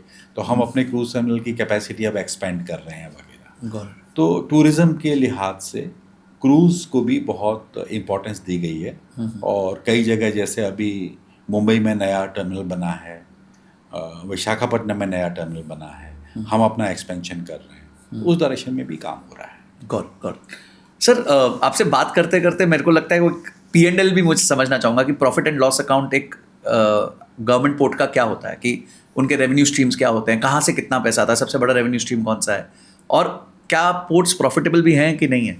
जहाँ तक पोर्ट्स की प्रॉफिटेबिलिटी की बात है, इसमें बहुत इम्प्रूवमेंट हुआ है क्योंकि एफिशिएंसी इम्प्रूव हुई है और जो है कॉस्ट कंट्रोल मेजर्स पर लाए गए हैं। तो अगर हम सारे 12 पोर्ट को अगर मिला के देखें तो लास्ट ईयर लगभग 9,000 करोड़ का सरप्लस था. तो we are net surplus in all the ports put Yeah, together. put together when we look at all the ports, we are in good surplus. Perfect. अब पोर्ट्स के पास पैसा कहाँ से आता है? तो पोर्ट्स के पास जो पैसा आता है इसको हम 3-4 कैटेगरीज में बांट सकते हैं. एक हम बोलते हैं वेसल रिलेटेड चार्जेस, VRC. तो जैसे हम लोग शिप को जब हम पायलट करके लाते हैं अंदर, तो उसमें उससे हम VRC लेते हैं. तो VRC बेसिकली क्या होता है, जैसे पायलटेज होती है जी. पोर्ट ड्यूज होते हैं, तो ये सब मिला के जो होता है इसको हम VRC बोलते हैं. तो वो एक काफ़ी बड़ा चंक रहता है. जैसे एयरपोर्ट्स पे एयरपोर्ट डेवलपमेंट फीस ले लेते हैं, हाँ, कुछ टोइंग चार्जेस ले लेते हैं. हाँ, जैसे पोर्ट ड्यूज कुछ हद तक वो हो गया जी. कि हम डेप्थ मेंटेन कर रहे हैं Right. वगैरह. दूसरा जो हमारे पास आता है जिसको हम बोलते हैं कार्गो रिलेटेड चार्जेस. तो कार्गो रिलेटेड चार्जेस हमारे पास वो आ गया, तो उस पर क्रेन लगी, उसका ऑपरेशन हुआ, तो ये सारी चीज़ों में चार्जेस होता है. अगर हम खुद कर रहे हैं तो वो पूरा चार्ज हम इकट्ठा करते हैं. अगर हमने वहाँ एक PPP पार्टनर लगा रखा है तो वो CRC जिसको हम बोलते हैं कार्गो रिलेटेड चार्ज, वो कलेक्ट करता है. और अगर वो रेवेन्यू शेयर मॉडल है तो वो रेवेन्यू आपको शेयर पे royalty देता है. और आजकल अब नया रॉयल्टी मॉडल है तो वो रॉयल्टी पे देता है. वो डिपेंडिंग ऑन कैसी हमारा उनसे एग्रीमेंट है. और तीसरा हम अर्न करते हैं अपनी एस्टेट से, जो एस्टेट रेंटल्स होते हैं. तो लीज वगैरह देते हैं, लाइसेंसिंग देते हैं, उससे हम लोग अर्न करते हैं. फिर चौथा जो मेजर, एक चौथा जो कहा जाएगा वो मिसलेनियस है, जैसे इंटरेस्ट इनकम वगैरह होती है, डैमेजेस होते हैं पोर्ट के. हाँ, तो ये सब चीज़ें होती हैं, तो वो सभी हमारी इनकम होती है. कई पोर्ट्स ऐसे हैं वो काफ़ी कैश रिच हैं, जैसे आप जवाहरलाल नेहरू पोर्ट देखेंगे या कांडला पोर्ट देखेंगे, दीनदयाल पोर्ट देखेंगे कांडला में, या पारादीप का पोर्ट देखेंगे, तो ये सब कैश रिच हैं. तो वहाँ इवन इंटरेस्ट इनकम भी बहुत होती है. Okay okay. तो ये मेजर सोर्सेज ये 4 हैं. Vessel related charges, cargo related charges, estate rentals and miscellaneous including financial income. तो सर इसमें सबसे ज़्यादा रेवेन्यू किसका कंट्रीब्यूशन किसका है? ये port two port change Depend. होगा. ये क्योंकि अगर जैसे अब आज अगर आप चेन्नई पोर्ट देखेंगे तो चेन्नई पोर्ट चूंकि बाद में डेवलप हुआ, सिटी पहले आई, तो हमारे पास केवल 700 एकड़ है. तो हमारा एस्टेट इनकम बहुत कम है. कई पोर्ट्स में एस्टेट इनकम बहुत ज़्यादा होगा. तो ये डिपेंड करेगा पोर्ट टू पोर्ट. लेकिन नॉर्मल में अच्छा, अगर उसने कई अपने जो है PPP मॉडल पे दे रखे हैं तो उसको CRC भी काफ़ी मिलेगा कार्गो लेने. नॉर्मल में लेकिन ये होता है कि जो पोर्ट का VRC वगैरह होता है वो सबसे ज़्यादा बड़ा रहेगा. उसके बाद CRC रहेगा, फिर कुछ फाइनेंशियल इनकम वगैरह रहेगी, और फिर उसका एस्टेट इनकम रहेगा. But it will very from port two port. But सबसे जो यहाँ पर की एस्पेक्ट है वो ये है कि पूरे 12 के 12 मेजर पोर्ट जो आज से 10 साल पहले इसमें कई लॉस में थे, आज सब प्रॉफिट में है. और सर ये जो प्रॉफिट आता है तो ये गवर्नमेंट के पास जाता है या पोर्ट की अथॉरिटी होती है कि इसको रीइन्वेस्ट कैसे करना है, वो खुद डिसाइड कर सकता है? ये सारा का सारा ये पोर्ट के पास रहता है, और पोर्ट ही इसको अपने फर्दर डेवलपमेंट वगैरह के लिए यूज़ करता है. गवर्नमेंट इसमें से कुछ भी नहीं लेती है. कुछ भी नहीं लेते. परफेक्ट. सर अब आते हैं अपॉर्चुनिटीज़ पे, और थोड़े से अपॉर्चुनिटीज़ के साथ साथ जो प्रॉब्लम्स फेस करते हैं small and medium enterprises. Sir 45% exports जो आज हो रहा है वो स्मॉल एंड मीडियम एंटरप्राइजेस करती हैं, और इंडिया में पेपर जो है वो पेपर वर्क काफ़ी बड़ा होता है, और करीबन 60 से ज़्यादा डॉक्यूमेंट्स लगते हैं आपका एक वेसल बाहर भेजने में, वेरएज ग्लोबल एवरेज जो है वो 22 का है. इसी में अगर हम पेपर वर्क डेज में देखें तो इंडिया का टर्न अराउंड टाइम 2.5 दिन है, और वियतनाम का 1.2 डेज, और सिंगापुर का 1 दिन से भी कम है. तो सर ये अगर हम इसको सिर्फ 1 दिन भी रिड्यूस कर दे तो एक बहुत बड़ी एफिशिएंसी क्रिएट हो सकती है. तो क्या आपको लग रहा है कि ये जो एक्सेसिव पेपर वर्क है is coming as a problem statement for small and medium enterprises? हाँ, ये बिल्कुल. अगर आपके पास रेगुलेटरी कंप्लाइंसेस का लोड ज़्यादा होगा तो नेचुरली उसमें आपका बिजनेस अफेक्ट होता है. तो उसके लिए 2 चीज़ें की जा रही हैं. एक तो ये है कि आपकी क्या प्रोसेसेस हैं. अभी जैसे रिसेंटली ऑनरेबल प्राइम मिनिस्टर ने भी ये अनाउंस किया, 1 nation 1 port process. Oh okay. तो उसमें ये है कि सारे पोर्ट्स पे एक ही प्रोसेस फॉलो होना चाहिए. अभी क्या है, थोड़े थोड़े रीजनल वेरिएशंस हैं. जैसे चेन्नई कमिश्नरेट जो कस्टम्स की है उसने अपना कुछ सर्कुलर निकाला, तो वो अलग हो गया जो मुंबई में फॉलो हो रहा है उससे. या यहाँ का जो इमिग्रेशन है जो वो किस तरह के कंप्लाइंसेस मांगता है वो थोड़े डिफरेंट हो गए। ओवर द टाइम अनफॉर्चुनेटली ये प्रॉब्लम आ जाती है। तो अभी ऑनरेबल प्राइम मिनिस्टर ने ये बोला कि भाई सारों का एक ही प्रोसेस होना चाहिए, तो इस पे भी काम शुरू हो चुका है। दूसरा ये है कि मल्टीपल सबमिशंस नहीं होने चाहिए। हाँ, तो जैसे अब मान लो अगर मैंने कुछ चीज़ कोई डॉक्यूमेंट अगर मैंने कस्टम्स को सबमिट कर दिया है तो वो आइस गेट के थ्रू पोर्ट को आ जाना चाहिए। जो मेरा जो NLP मरीन सॉफ्टवेयर है उसमें वो आ जाना चाहिए। वापस से मुझे उसको मांगने की ज़रूरत नहीं पड़नी। It should be visible to me also. तो इन दोनों चीज़ों को आइडेंटिफाई किया गया है। तो इसको हम लोग one nation one document, one nation one port process. तो कहाँ मल्टीपल सबमिशंस हो रहे हैं उनको अवॉइड किया जाए और कहाँ अननेसेसरी सबमिशंस हो रहे हैं उनको अवॉइड किया जाए। तो ये चीज़ अभी इस पे काम चल रहा है। और अगर मैं आपको मोटा मोटी हर पोर्ट में इसमें डिफरेंट, क्योंकि डुप्लीकेशन अलग अलग लेवल पे था तो नेचुरली रिडक्शन भी अलग लेवल पे होगा। मोटा मोटी इस पे 1/3 रिडक्शन हो चुका है। Okay. ऐसे डॉक्यूमेंट्स को आइडेंटिफाई किया गया, ऐसे प्रोसेसेस को आइडेंटिफाई किया गया। और मेरा ये मानना है कि अगर इसी स्पीड से काम चलता रहा और चूंकि अभी हाईएस्ट लेवल पे मॉनिटर हो रहा है तो मेरा ये मानना है कि अगले 6-8 महीने में ये चीज़ पूरी यूनिफॉर्म बन जानी चाहिए। दूसरा इसमें बहुत इंपॉर्टेंट है कि हम डिजिटलाइजेशन कितना कर रहे हैं, हमारे प्रोसेसेस में कितना हम IT का यूज़ कर रहे हैं।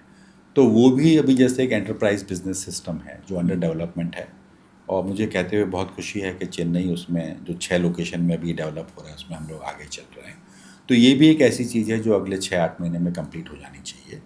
तो जिससे कि rather than having paper submissions वो लोग पूरा जो है वो अपना डिजिटल सबमिशंस कर पाएँ, उस पर भी प्रयास चल रहा है। सर आप इतने प्राइवेट पार्टीज को भी देखते हैं, डील करते हैं, आपने कोई ऐसे बिजनेसेस और स्टार्टअप्स देखे हैं जो आपको लग रहा है कि आगे आने वाले टाइम में ये जो कॉम्प्लिकेशंस है पोर्ट्स की उसको सॉल्व कर पाएंगे?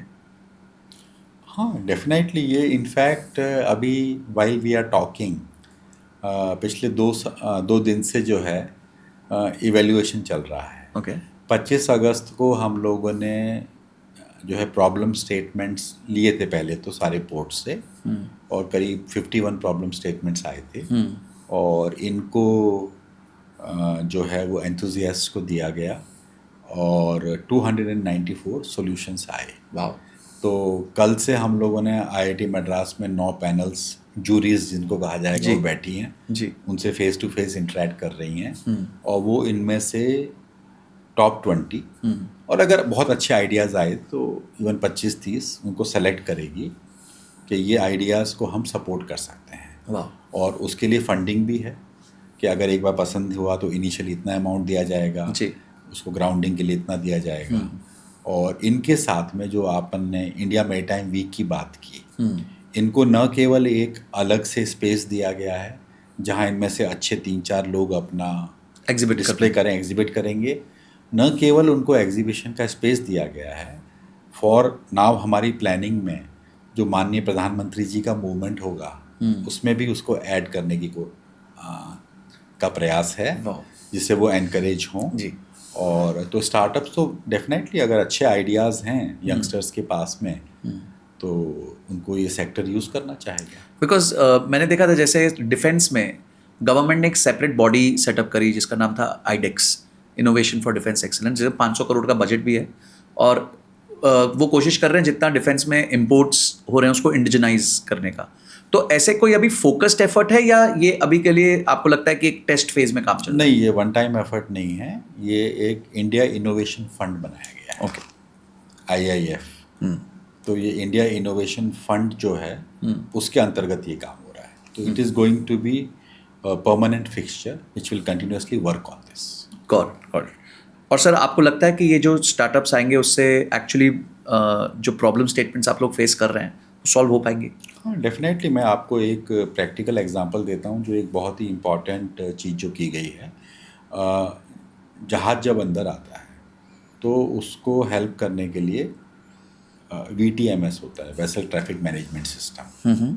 तो ये आज से 3-4 साल पहले तक जो है ये पूरा एक फॉरेन कंपनी सप्लाई करती थी, एक सिंगल कंपनी थी, मैं नाम नहीं लेना चाहूँगा, जो पूरे में सप्लाई करती थी। तो IIT मद्रास की टीम ने एक इंडिजिनस VTMS बनाया और पहले उसको टेस्ट किया गया। जी। और इंसिडेंटली जो हमारा कामराजर पोर्ट था एन्नोर वाला, it was one of the first, और उनके एक स्टार्टअप के थ्रू उन्होंने इसको कमर्शलाइज किया। ओके। और अब इसकी सक्सेस इससे देखी जाती है कि न केवल गवर्नमेंट पोर्ट्स ने इसको लिया है, चेन्नई पोर्ट में, टूटिकोरिन पोर्ट में, पारादीप पोर्ट में, बल्कि जो विलिंजम पोर्ट है उसने भी इसको लिया है, Which is touted to be one of the biggest of India. One of the biggest, one of the latest जी। टेक्नोलॉजीज, उन्होंने भी इसी को यूज़ करना शुरू किया। वाह। तो सक्सेस है, और अच्छे आइडियाज़ होंगे तो डेफिनेटली वो कमर्शियल सक्सेस भी होंगे। Perfect sir. तो इसके लिए भी मैं कहना चाहूँगा, अगर कोई तरीका है कि जिसके पास आइडियाज़ है वो आप तक रीच आउट कर सके, या कोई फॉर्मल रूट हो तो कोई वेबसाइट जिसके थ्रू वो अप्लाई कर सके। डेफिनेटली इंडिया इनोवेशन फंड जो है, गॉट इट। तो मैं उसका भी लिंक डिस्क्रिप्शन में दे देता हूँ, so that they can details हम अप्लाई। आपको दे देंगे। जी। अब सर बेसिकली हमने मेजरली सारी चीज़ें कवर कर ली, कि हमने पोर्ट्स को समझ लिया, चैलेंजेस को समझ लिया, आप लोग कैसे उसको एड्रेस कर रहे हैं वो समझ लिया, एंड अपॉर्चुनिटीज़ को भी समझ लिया। अब मैं सर एक क्विक रैपिड फायर आपके साथ करना चाहूँगा, एंड जो आपके मन में पहली बात आए मैं चाहूँगा आप वो बताएं, ठीक है? तो सबसे पहला सर, अगर मैं आपसे कहूँ कि मैरीटाइम सेक्टर में $500 बिलियन अभी अनलॉक्ड अपॉर्चुनिटी है, तो वो सबसे ज़्यादा कहाँ अनलॉक हो सकती है? पोर्ट में, पॉलिसी में, या प्राइवेट कैपिटल से? Definitely private capital. ओके। ऐसा क्यों सर? क्योंकि जो मैंने जैसा बताया कि जो कोर चीज़ है वो गवर्नमेंट करेगी, उसके बाद जो बेसिक चीज़ें ऑपरेशंस करना है, जो चीज़ें लाना है, वो जब तक प्राइवेट कैपिटल नहीं आएगी तब तक गवर्नमेंट तो एक हद तक जा सकती है। गॉट। तो प्राइवेट जरूरी है। सर इंडियन पोर्ट के ग्रोथ के लिए प्राइवेट प्लेयर्स को क्या करना चाहिए, और पीएसयूज को क्या करना चाहिए? इज इट डिमार्केटेड प्रॉपर्ली, या अभी भी कुछ है एरियाज जहां जॉइंट वर्क है? अगेन जैसा कि आपने बताया, तो बेसिकली अगर वो एक कॉमन मैन की लैंग्वेज में कहा जाए तो हाईवे डेवलप करने का काम जो है वो पीएसयू का रहेगा। ओके। उस पर कार अच्छी तरह से चलाने का काम जो है वो प्राइवेट का रहेगा, और हमको प्रयास ये करना चाहिए कि ज़्यादा टोल गेट्स नहीं हो। समझ गया। गॉट। बहुत अच्छे से समझा दिया सर आपने। What's the one thing that you have learn from your days in Aavin and metro water that you apply to the ports, आपके पुराने असाइनमेंट्स में? देखिए, आविन में दूध का काम था जी। मेट्रो वाटर में पानी का काम था, यहाँ कार्गो का काम है। जी। तीनों में ये समझा कि क्लाइंट के पास में चीज़ टाइम पे पहुंच जानी चाहिए, और अगर दूध का एग्जांपल दें तो दूध फटना नहीं चाहिए, टाइम पे पहुंच जाए। वही चीज़ कार्गो पे लागू होते हैं, वही चीज़ पानी पे। सो टाइमली एग्जीक्यूशन आपके हिसाब से is very very important. Timely execution and delivery. Perfect. Sir, if you were to mentor a young IAS officer for maritime reform, what 3 reforms would you ask him to chase?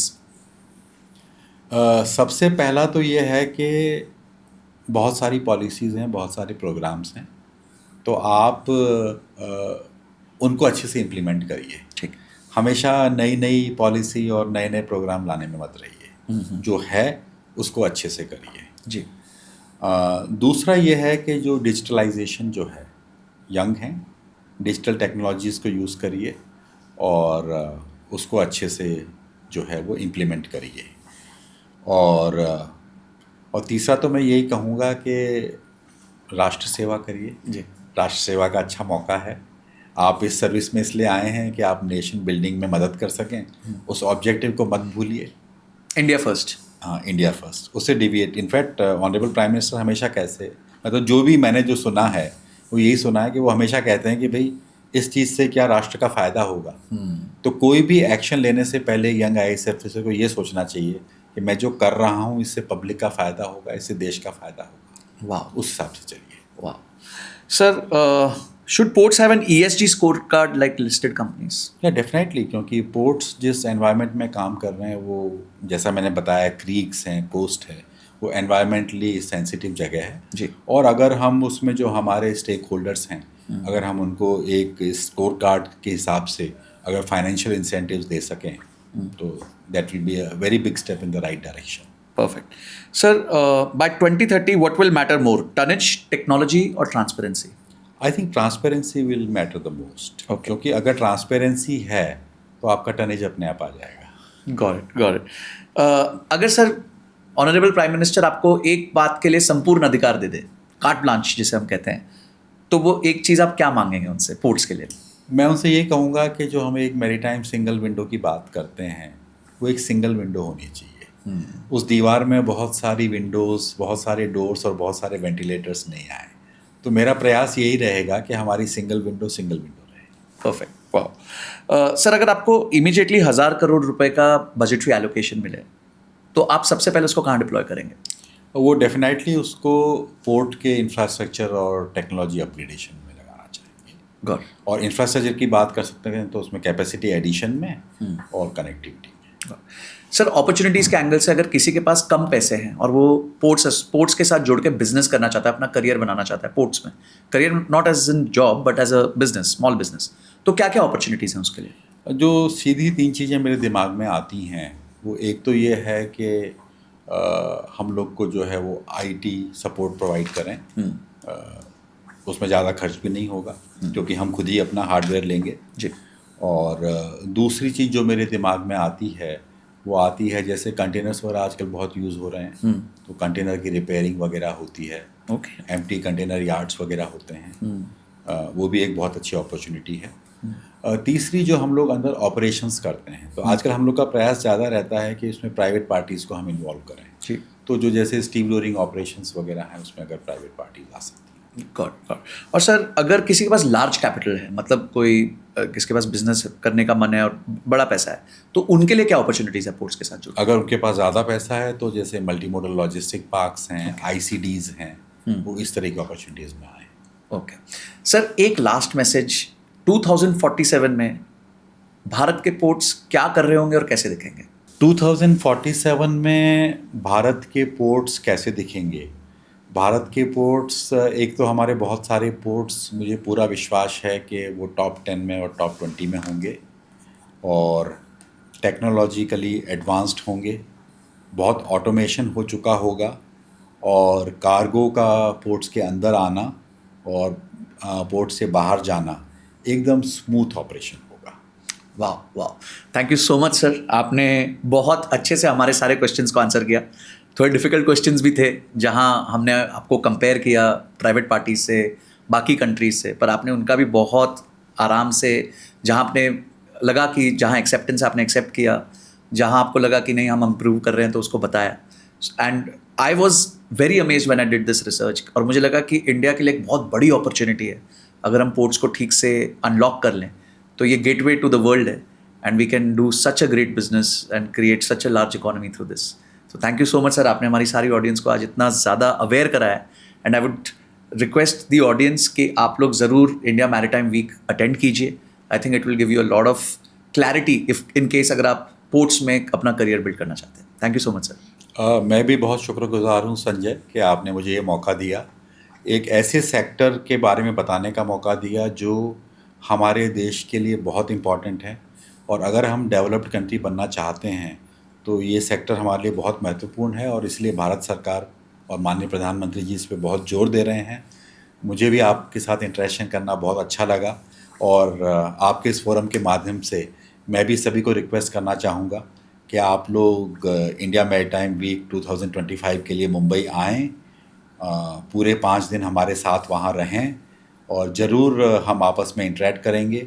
न केवल हम आपस में interact करेंगे बल्कि आपको ये देखने का मौका मिलेगा कि दुनिया में इस सेक्टर में क्या हो रहा है और कैसे आप इस सेक्टर में कंट्रीब्यूट कर सकते हैं। Thank you so much sir. Thank you. तो गाइज, अगर आप यहां तक आ गए हैं तो यानी इस एपिसोड को आपने कंप्लीटली देखा है। तो कुछ एक्टिविटीज अब आपको करनी होंगी। सबसे पहले टॉप 5 लर्निंग्स आपकी क्या रही हैं इस पर्टिकुलर मास्टर क्लास से, वो मुझे कमेंट सेक्शन में जरूर बताना। इस वीडियो को एटलीस्ट 5 लोगों को जरूर भेजना जिनको आप चाहते हो कि पोर्ट्स सेक्टर के बारे में एजुकेशन मिले और नॉलेज मिले। अगर एपिसोड अच्छा लगा हो तो लाइक जरूर कर देना। और हां, आप में से अभी तक सिर्फ 25% लोगों ने ही इस चैनल को सब्सक्राइब किया है, तो आप इस चैनल को सब्सक्राइब कर लीजिए, घंटी दबा दीजिए, ताकि मैं और अच्छे गेस्ट्स को इनवाइट कर सकूं और ऐसे एपिसोड्स आपसे मिस ना हो। और किस गेस्ट को या टॉपिक को समझना चाहते हो हमारे पॉडकास्ट के माध्यम से, मुझे कमेंट सेक्शन में जरूर बताना। मैं संजय कथुरिया साइन ऑफ करता हूं, फिर मिलता हूं अगले एपिसोड में। तब तक के लिए जय हिंद, जय भारत।